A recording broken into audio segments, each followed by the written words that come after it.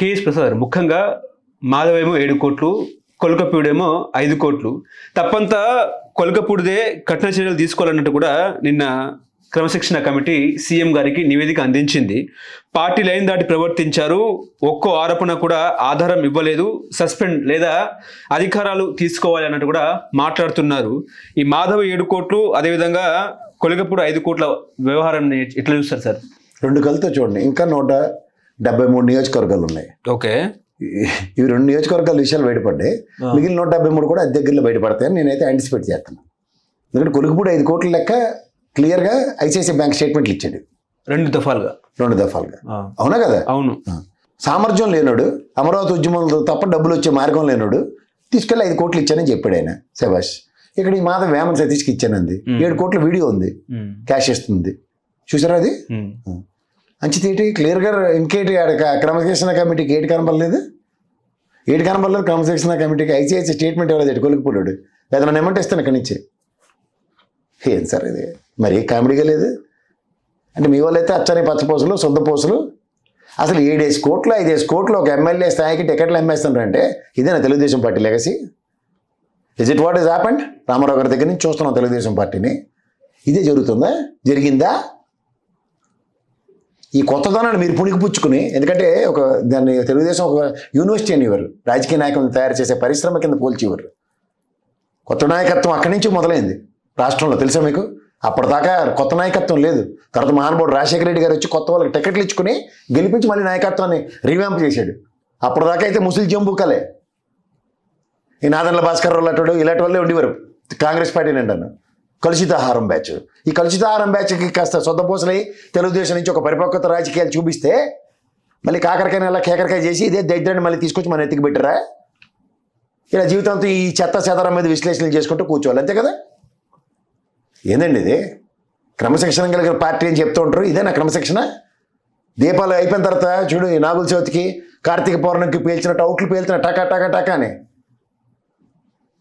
తిరువూరు ఇంకా తేల్చుకోలేదు, ఇంకా ఇవాళ వేమన సతీష్ నెత్తికొచ్చింది. తేల్చండి దీని సంగతి. 2 జరుగుతున్నాయి. టికెట్ల కోసం డబ్బులు తేల్చిన పంచాయతీల కాలక్షేపం, రెండోది ఓడిపోయిన వాళ్ళకేమో పనికాహార పథకంలో తంబలపల్లిలో ఆడితో పెట్టించిన లెక్కర్ ప్లాంట్. ఏంది ఇదే? ఇందుకేనా మీరు సంపద సృష్టించడం?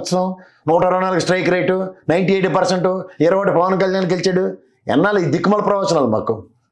పనేది లా అండ్ ఆర్డర్ విషయంలో తగిన ఇదే చర్యలేవి. ఎంతసేపు ఆడేమో పెద్దిరెడ్డి తాలూకా, ఈడేమో తీసుకొచ్చి ఈడేమో జోగి రమేష్ తాలూకా. మాకెందుకు ఇల్లు? ఇది జన్మకు ప్రూవ్ చేయలేరు జోగి రమేష్ తాలూకా తమ్మలపల్లి ఆడ తాలూకాని. ఎందుకంటే ఎలక్షన్ అప్పుడు ఇట్లా తగలటరు, పనికి మళ్ళీ ఎదురు టైం వేస్ట్ తప్ప ఇంకేమైనా ఉంది సార్ దాంట్లో? వాళ్ళకి ఇచ్చుకుని వాళ్ళే బట్టలు కూడా తీసి బయట నిలబెడుతుంటే సిగ్గుపడమనండి వెళ్ళి. క్రమశిక్షణ కమిటీ నా ఆధారం ఇవ్వలేదంటే 5 కోట్లు విశేష స్టేట్మెంట్ మొత్తం పబ్లిక్ డొమైన్లో పెట్టే బుర్ర తక్కువ అలా చూసుకొచ్చామని అని చెప్పండి. ఆటలకు ఉందా? అంటే కొలికపూడి దళితుడు కాబట్టి ఏంటే మళ్ళీ ఇది ఒకటి క్యాస్ట్ కార్డు. తిరువురు వెనకబండి నియోజకవర్గం కాకుండా రాజా ఛత్రపతి నియోజకవర్గం అని చెప్పి నిలబెట్టారేటండి. ఏమండి, అది వెనకబండి నియోజకవర్గం అని చెప్పే కదా, రిజర్వ్డ్ కాన్స్టిట్యున్సీ కదా అది తిరువురు. అప్పుడు తెలియదేట ఆయన ఏటో? తెలుగుదేశం టికెట్ ఇచ్చినప్పుడు తెలియదా, లేదా కొలికపూడికి తెలియదా ఆయన ఏటో? ఎవరికి చెప్తారు ఈ టైం వేస్ట్ కబుర్లన్నీ? నాకు ఇంకా 173 నియోజకవర్గాలు ఎక్కడ ఎప్పుడు వస్తాయి కనుక్కోండి. ఒక ఎంపీ స్థాయిడు లేకపోతే టికెట్లు ఇప్పిస్తానోడు 5 నుంచి 7 కోట్లు గెలుపుతున్నారు. అన్ని ఆడ్ నెంబర్సే. నెక్స్ట్ 9 అంటేనేమో చూసుకోండి, అంటే పెరగడానికే ఛాన్స్ ఉంది. సంపద సృష్టిస్తాను అన్నట్టు. 105 కదా కొలికపూడి, 2 7 కదా. సరి సంఖ్యలు కాకుండా బేస్ సంఖ్యలు చెప్తుంటే 2తో డివైడ్ అవ్వని నెంబర్లు చెప్తున్నారు. జాగ్రత్తగా గమనించండి. అంటే కేసులేని చిన్ని గారి గురించి నిజాలు చెప్పినా కూడా తప్పు నాదే అన్నట్టు కూడా మాట్లాడుతున్నారు కొలికపూడి గారు. అదే ఇద్దరు లోకేష్ గారు క్యాండిడేట్ లేనప్పుడు ఏంటి? ఇసుక తగ్గడా పేడ చెక్కడా, అంతకన్నా ఇంకే ఉంటుంది. కరమంటే కోపం, మింగమంటే కప్పకు కోపం. ఈ దిక్కుమాల బాధలో మధ్యలో చంద్రబాబు గారిని నిలిపేస్తున్నారు అందరూ కలిపి. ఏడు తీసుకుంటారు చర్యలు? నీ జట్టు పీస్ అమ్మా నీతో మాట్లాడడానికి చూపించారు లాస్ట్ టైం కొలికపూడి ఇదే ఓవర్ యాక్షన్ చేస్తే. అదేనా మాకు కావాలి? తంబలపల్లి ఓడిపోయినాడు జనార్దన్ రావు గారు, అలా సురేంద్ర నాయుడు గారు మటరాడు. ఎలాగో మనకి ఇప్పుడు గవర్నమెంట్ ఉంది కదా, దాని మీద చర్యలు ఉంటాయో లేవో ముందు సస్పెండ్ చేసి అదే కావాలి వాళ్ళకి. సస్పెండ్ చేస్తే సరిపోద్ది. ఏడు చేస్తారు సస్పెండ్ చేస్తే. రఘురామ కృష్ణరాజు గారి పార్ట్ 2 వెర్షన్ స్టార్ట్ అవుతాయి. రచ్చబండ కార్యక్రమాలు, కొలికిపూడి ప్రవచనాలు స్టార్ట్. సస్పెండ్ చేస్తే ఎమ్మెల్యే పవర్ తీసేస్తారు లేకపోతే సస్పెండ్ చేస్తారు అన్నట్టు మాట్లాడుతున్నారు. ఎలా రెండు ఎలా జరుగుతాయి? ప్రజాస్వామ్యం ఇది. వీళ్ళు ఒక పార్టీలు ఎలగబడ్డానికి పార్టీకి రాజీనామా చేస్తున్నా అయితే పార్టీ సస్పెండ్ చేసింది. సస్పెండ్ చేస్తే ప్రజాస్వామ్యంలో ప్రజలు గెలిపించుకున్న వాళ్ళు నువ్వు సస్పెండ్ అయిపోయినట్టు అనవడం ఉందా ఎక్కడైనా? ఎలక్షన్ కమిషన్ నేను పార్టీ సస్పెండ్ చేసింది కాబట్టి మేము కూడా సస్పెండ్ చేస్తామని చెప్తారా? చెప్పానండి. వంశీకి అదే అయింది కదా, వంశీని ఎందుకు సస్పెండ్ చేయలేపారు? సేమ్ అదే క్రిటికాలిటీ. ఎవరు కుదిరిస్తారు? నాకు అవన్నీ ఎందుకంటే వాళ్ళు సస్పెండ్ చేసుకోమని గంగలో దూకమనండి. ఈ డబ్బులు ఏంది? ఓ లెగసీ కలిగిన పార్టీలో టికెట్లకి డబ్బులు ఎస్టాబ్లిష్ అయింది, టికెట్లు అమ్ముకున్నారు, అంతే కదా. ఇంకా ఇవి తక్కువేమో అనుకుంటా బహుశా. బయటపడినవి ఇవి, బయటపడనివి ఎన్నెన్నో. ఒక ఎమ్మెల్యే టికెట్ కొనాలంటే 10 కోట్లు ఉంటుందా, 20 కోట్లు ఉంటుందా, 50 కోట్లు ఉంటుందా? నాకు మల్లారెడ్డి యాక్షన్ కూడా తెలుసు. మల్కాజ్గిరి ఎంపీ 25తో మొదలై 100తో కంక్లూడ్ అయింది. ఒక ఎంపీ టికెటా, ఎమ్మెల్యే టికెటా? ఎంపీ కదా, దాన్ని బట్టి ఎమ్మెల్యే అంతా లెక్కేసుకోండి. కానీ నేను చంద్రబాబు గారు మాట్లాడుతూ ఎమ్మెల్యేలు అంటే 80 మంది ఎమ్మెల్యేల మీద వ్యతిరేకత ఉంది, సీఎంఆర్ఎఫ్ పంపిణీ అంటే చెక్కుల పంపిణీ కార్యక్రమంలో కూడా దాదాపుగా 48 మంది ఎమ్మెల్యేలు అటెండ్ కాలేదన్నట్టు కూడా మాట్లాడుతున్నారు. అది మాట్లాడమనండి. దాని బదులు మాట్లాడేది ఎవరి మీద ఉంటుంది? జగన్మోహన్ రెడ్డి అసెంబ్లీకి రావట్లేదు, జీతాలు తింటున్నారు, పని చేయట్లేదు. వీళ్ళు మీరు ఇచ్చిన పని వాళ్ళు చేయట్లేదు, మరి దాని మీ షేర్లేవి? నాకు 175 నియోజకవర్గాల్లో ఒక ప్రోగ్రెస్ రిపోర్ట్ ఉంది వాళ్ళ దగ్గర. చంద్రబాబు గారికి సబ్మిట్ చేసిన రిపోర్ట్ నా దగ్గర కూడా ఉంది, చూపించమంటావా? అంటే టీడీపీ చరిత్రలో ఇలాంటి ఫస్ట్ టైం సిచ్యువేషన్ చూస్తున్నాను నేను అంటూ కూడా మాట్లాడుతున్నారు సీఎం గారు. మరి అదే మరి 95 సీఎం అని చూపిస్తాను అన్నప్పుడు అసలు ఒరిజినల్ డొల్లతనం ఇదనే వాళ్ళు ఎస్టాబ్లిష్ చేసి చూపిస్తున్నారు. ఇంకెప్పుడు మీరు 95 సీట్ మినిస్టర్ అవ్వగలుగుతారు? ఫస్ట్ ఇక్కడ అంతర్గత ప్రక్షాళన జరిగితేనే కదా. అదే కదా మీరు మొదలెట్టింది. వారానికి 2 రోజులు, ఒక రోజు నేను, ఒక రోజు లోకేష్ ఉంటాం, పార్టీని ప్రక్షాళించుకునే కార్యక్రమం అన్నప్పుడు ఎంతో దుమ్ము ధూళితో నిండిపోయి ఉన్నప్పుడు డస్టింగ్ కార్యక్రమం నిలబడింది. అర్బన్ లీడర్లను పిలిచి క్లీన్ చేయించుకుంటున్నారు. అదే తెలుస్తుంది క్లియర్గా. నిజంగా 80 మంది ఎమ్మెల్యేల మీద వ్యతిరేకత ఉందంటారా? ఆబ్వియస్లీ వాళ్ళకి ఇష్ట సకుడైన మన కేకే గారే సర్వే ఇచ్చారు కదా, మోర్ దాన్ 50% నియోజకవర్గాల్లో అవినీతి అక్రమం రాజ్యాలు వెళ్తూనే లంచగొండితనం విర్రవీగిపోతుందని చెప్పారు 100%తో. ఇంకేం చెప్పాలి? అంటే ప్రభుత్వ ప్రోగ్రాంలో సీఎంఆర్ఎఫ్ చెక్కుల పంపిణీ కార్యక్రమంలో ఎమ్మెల్యేలు ఎందుకు పాల్గొనలేదు అనేది చర్చ.